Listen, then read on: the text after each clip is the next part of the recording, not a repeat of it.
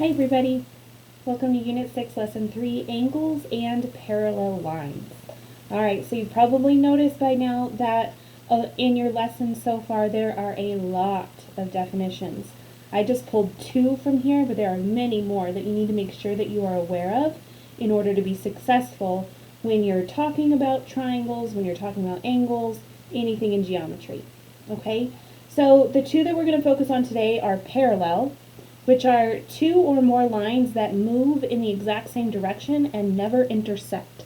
So like these 2 lines right here, the lines just on my paper, those would be an example of 2 parallel lines.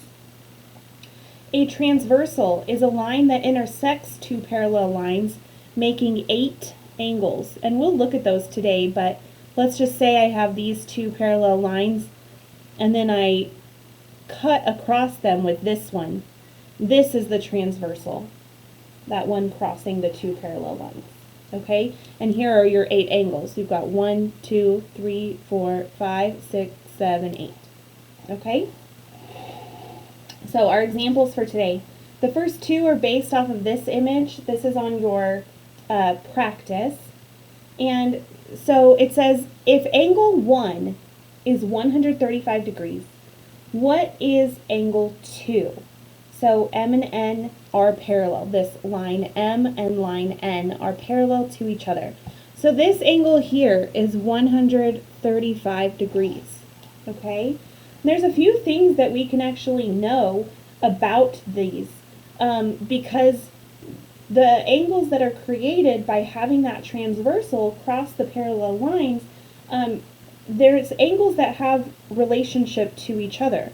First off, and you might remember this from my last video, I talked about having 2 angles smushed together, and then they equal 180 degrees. Okay, also known as supplementary to each other. All right, so supplementary angles. So 1 and 2 are supplementary. That also means 3 and 4 are supplementary. That also means 1 and 3 are, okay, or they're also known as adjacent angles. So notice this is where all that vocab really comes into play. But we want to know the measurement of angle 2. So if angle 1 and angle 2, when they're smushed together like that, they create that straight line right here, right? Line M, they equal 180 degrees. So with this, we can say that 135 plus we'll just say B for angle 2. Okay, I'm going to say this is B. When they're added together, they equal 180 degrees. Okay, so to find the measurement of angle 2, I just need to take 135 away from both sides of my equation. They'll cancel over here on my left. I'm left with just that angle, right? And then 180 minus 135 would be 45 degrees. So the measurement of angle 2 is 45 degrees. Okay? So, there are several problems about this setup on your practice. You use the same thing for each of them. Now I talked about those relationships, right? There's also something called vertical angles, which those are the angles that are opposite each other with those 2 lines that are crossing. So like 1 and 4 are vertical angles, so which also means they're equal to each other. Okay, 2 and 3 are also equal to each other. All right, so and then that also transfers down to like angle 2 and angle 6 are also equal to each other. Right, angle 1 and angle 5 are equal to each other, which also means that angle 8 is equal to that as well, which would make it 135 degrees. So if I add those together, we've got 135 plus 45. Those equal 180 degrees. So what is the sum, right? That's them being added together of angles 6 and 8. That equals 180. And you can also notice they make a straight line.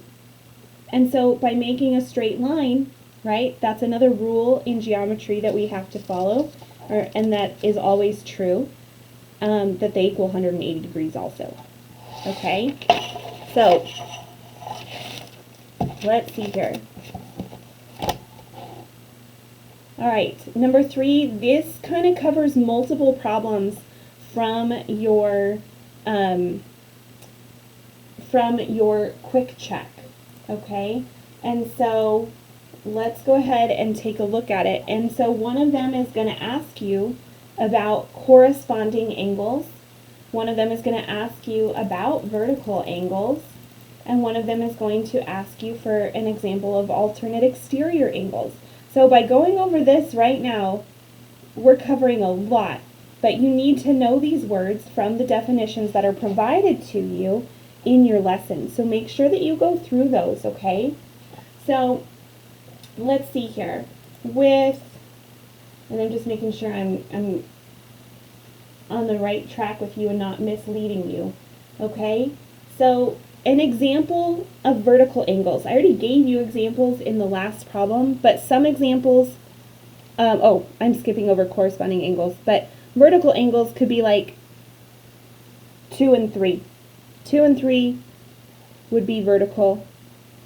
6 and 7 could be vertical. 1 and 4, there's lots of different options. They're the ones that are opposite each other when two lines cross like that, okay? And let's see here. Okay, corresponding angles. So those are angles where they're in the same spot, but on the different parallel lines, okay? So examples of corresponding angles could be like 1 and 5. They're in the same spot, but with the two different parallel lines, right? 2 and 6 would be corresponding angles.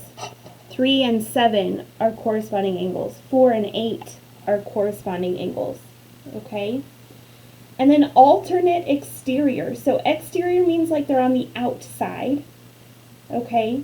They're on the outside. So that, like an example of that would be like 1 and 8, right? 1 and 8. So they're alternate, they're on opposite sides of the parallel lines, and they're on the outside of them. The other example would be 3 and 6. Okay, so, and again, knowing these definitions, they're going to help you throughout your time in geometry because you need them to be able to prove different things in geometry so that you know certain angles and their measurements that go with it, okay, which we're going to work on the next lesson.